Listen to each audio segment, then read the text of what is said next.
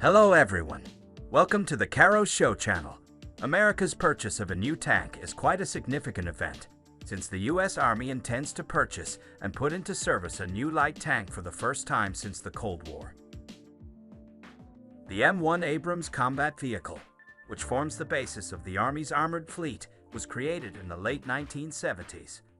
Although it has been significantly upgraded since then, it is essentially the same vehicle that was designed to deal with the waves of Soviet tanks that broke through the Fulda Gap. Currently, the U.S. Army does not have a combat vehicle that would be much more mobile, protected, and capable of attacking than the Abrams M1 main battle tank, but at the same time, which would have almost the same characteristics as it. Therefore, it is the light tank that should fill these gaps. In this video, we will take a closer look at the Griffin II tank, which should fill all these voids in the near future. And before we continue, if you enjoy this video and want to see more content like this, don't forget to like and subscribe to our channel to be notified of new releases. The U.S. Army is armed with some of the most powerful tanks in the world. In particular, this is the M1 Abrams, which has proven its effectiveness since its combat debut in the First Gulf War.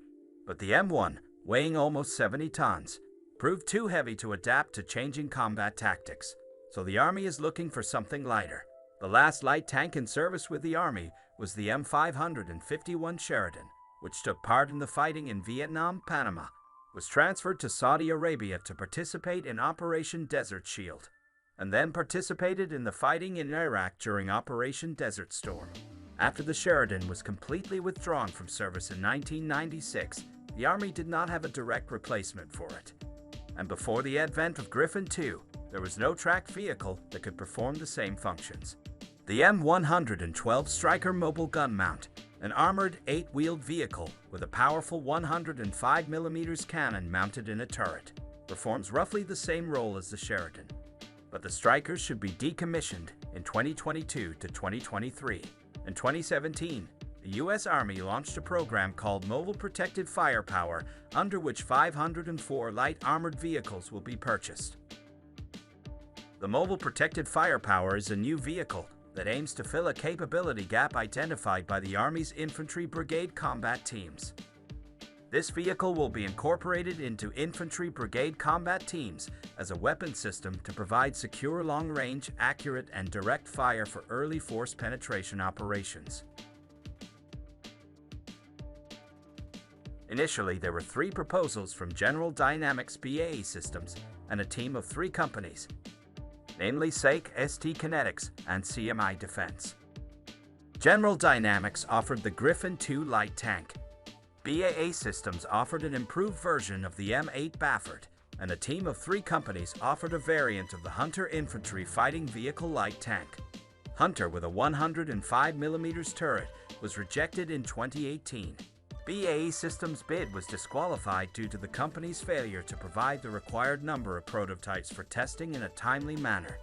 As a result, the only contender was General Dynamics with its Griffin II light tank. On June 28, 2022, General Dynamics won the Mobile Protected Firepower program and received a contract worth $1,140 million.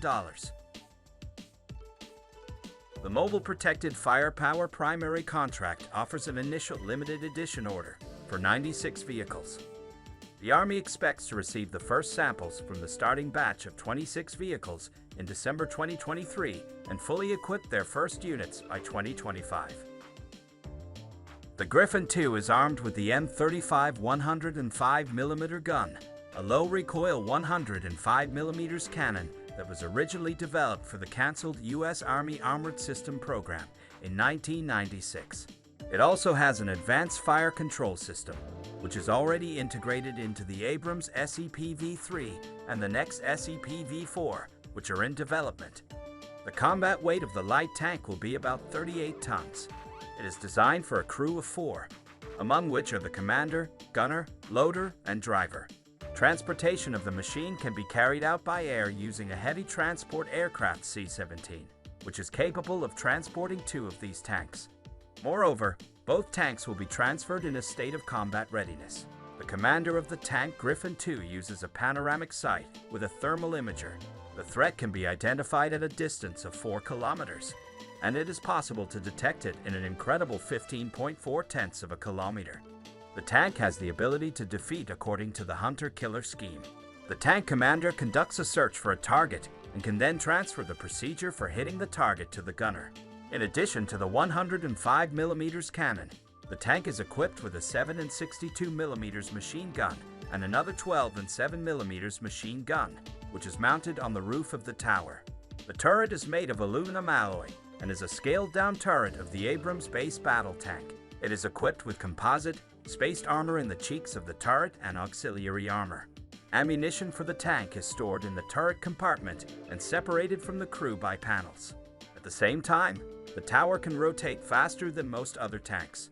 The hull of the tank was developed on the basis of an infantry fighting vehicle, which was also developed by General Dynamics. But due to the fact that a significant number of changes were made to the design of the case, it can be considered a new development. It is reported that the body of the prototype can withstand 30mm projectiles in the frontal arc and 14.5mm on the sides. All-round protection against small arms fire and artillery shell fragments is provided. However, the actual level of protection on serial tanks can be changed. The light tank Griffin II is equipped with an MTU MT881 diesel engine with a capacity of 1100 horsepower. The engine is located at the front of the body and is mated to an Allison automatic transmission with 4 speeds forward and 2 reverse. The tank is also equipped with high-drop pneumatic suspension. It is currently planned to purchase a total of 504 new light tanks, most of which will arrive by the end of 2035. However, it is not clear whether this figure includes pre-series samples, which General Dynamics has already supplied for testing. Skeptics of mobile firepower may question whether infantry brigade combat teams really need mobile firepower in their formations. While the historical trends show that the appropriate doctrine and use of armored vehicles are paramount to success, senior commanders constantly emphasize that the Griffin II is not exactly a light tank. Hence, commanders will not immediately use it in frontline battles with other armored forces. Griffin II will operate most optimally when its use is consistent with the tasks of the armored squad of the ground forces. Envelop and destroy the enemy with fire, maneuver, and impact. The maneuverability of this tank can allow infantry to maneuver more effectively. Compared to previous generations, this platform is more adaptable and can make it possible to alleviate the position of infantry caught in a decisive battle in a limited area. The power-to-weight ratio allows the machine to overcome various limited areas of terrain where the M1 Abrams would get stuck. The Griffin II's mobility will also allow it to move quickly to support other battalions, as well as respond to threats better than highly mobile multi-role wheeled vehicles, also known as HMNW. In all likelihood, the Griffin II is more maneuverable than the HMNWV as a tracked vehicle, and certainly more deadly thanks to the ability to fire on the move. Other vehicles in the infantry brigade combat team do not have such sophisticated fire control systems. Probably they can fire on the move, but their effectiveness is limited at best. Most likely, this vehicle will not be able to overcome volleys of rocket-propelled grenade launchers or withstand tank attacks. Instead, it will be able to provide sufficient protection to withstand enemy combat vehicles and increase the survivability of the landing force. An additional active protection system, such as the trophy system, will increase survivability against anti-tank guided missiles and even grenade launchers.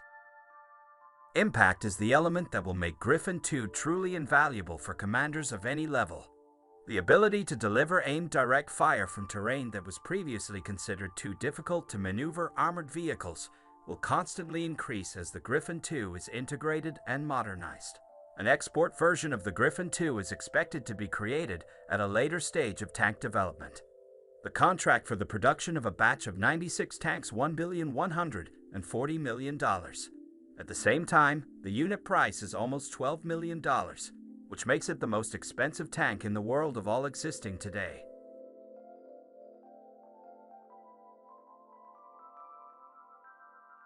What do you think of Griffin II? Share your opinion in the comments. Also, don't forget to subscribe to the Caro Show channel. See you in the next videos. Goodbye.